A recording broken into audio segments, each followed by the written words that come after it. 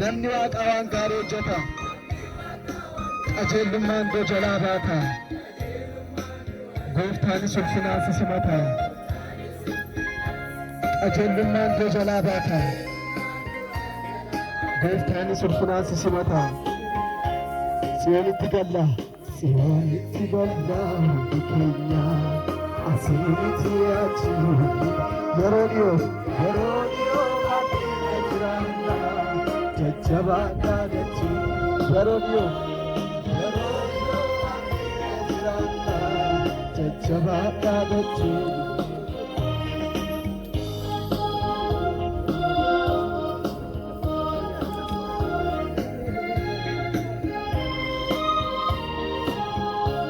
Asiinitti biyyi kee Tsiyoonii ulfaataadhaa dhibbaadha karaanii yeroo maraa Waaqayyoon sodaadhu akka wangeelli jedhuuf jiraadhu yeroo maraa Waaqayyoon sodaadhu akka wangeelli jedhuuf jiraadhu.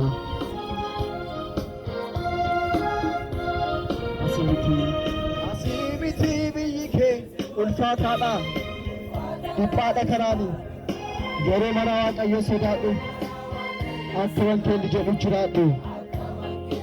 yeroo maraa Waaqayyoon sodaadhu akka wangeelli jedhuuf jiraadhu. Asiinitti biyyi kee Tsiyoonii ulfaataadha dhiphaadha karaanii yeroo maraa Waaqayyoon sodaadhu akka wangeelli jedhuuf jiraadhu. yeroo maraa Waaqayyoon sodaadhu akka wangeelli jedhuuf jiraadhu. Tsiyoonitti galla hundi keenya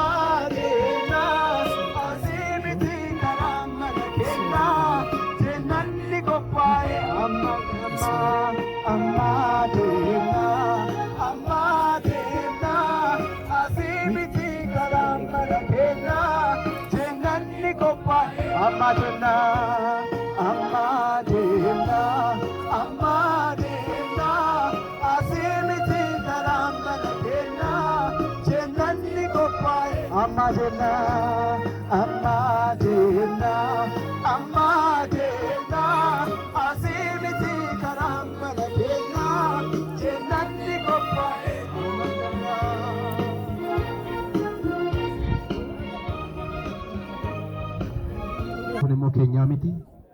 Amma awwaalli deemu jechuun malee lubbuun teenya suni hin duutu. Akka amantaa keenya akka rabbii keenya qabamnetti rabbii wajjin bara baraan jiraanna jechuudha. Amantaa kana qabattee isiin sadhaara galfatteetti guyyaa nadhaanuuf guyyaa gaddaa qofaa miti. Guyyaa gammachuutiif guyyaa ililleeti. Rabbiin galanni haa ga'u. Guyyaa gammachuu waa'iciitiin kun nu galee jiraate jechuudha. Guyyaa gammachuutiif guyyaa ilillee wanti godhu waan baay'eetu jira. Anillee akka mucaa isii tokkotti yookiin immoo du'a isii dhagayeetii miti ga dhufe. Isii arga jedhee isii wajjin geeroo fudhadhee harka isii irraa nyaadhee gorsa isii dhagahee akkasitti immoo guyyaan waaqaa kun bareedee haala kanaan nama hundaa waliin qabe. Maqaan waaqaa kun ulfaate haa ta'u. Kun waan guddaa jechuudha. Haati teennaa haadha teenna qofaa miti. Haadha gosa hundaati. Haadha nama hundaati keessattuu haadha dargaggootaati. Haadha nama gargaaruu dandeettu bakka ciiftutti. Namni bakka ciisuun nama gargaaree hin danda'u. Haati teenna garuu bakka ciiftuun rakkataa gargaara. Haati teenna yoo gorsite irraa bareeda. Haati teenna yoo lolte illee irraa bareeda. Isiin leenca waan taateef. Hin lolti bakkuma ciifte san hin loltee. Haati teenna hara galfii qabdi dhibdee ofiitiin nama mararfatuu miti. Waggaan isii ciiftee yoo dhageettanii jiraattan waggaa 20 ol.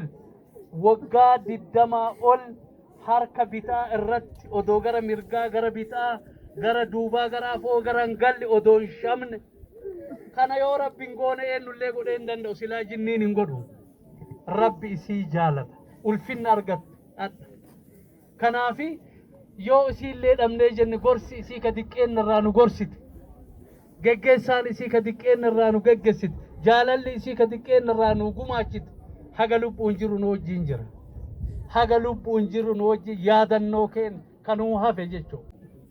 Adde Caalii Baatii bara 1991tti waldaa guutuu wangeela magaalaa Bulbulatti argamtutti isa jireenyaa fi karaa dhugaa ta'e Yesuus Kiristoosin fayyisaa lubbuu isaanii fudhatanii kan fudhatan yoo ta'u baraa fi haala ulfaataa yookiin qorumsa gurguddaa keessatti illee duuka buutuu gooftaa Yesuus kan dhugaa ta'anii